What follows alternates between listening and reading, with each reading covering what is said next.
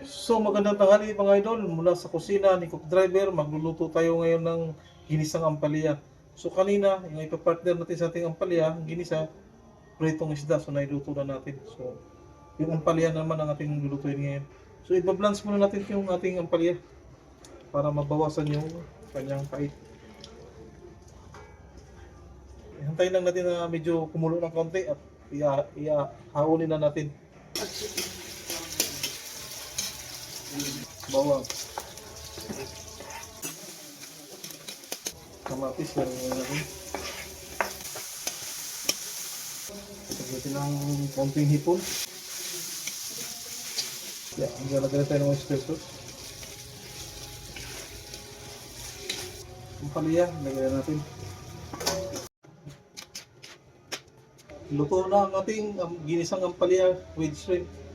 Hanggang sa susunod na pagluluto, ako po si Cook Driver. Maraming salamat po sa inyong panonood sa ating video. Pa-like at share lang po mga idol.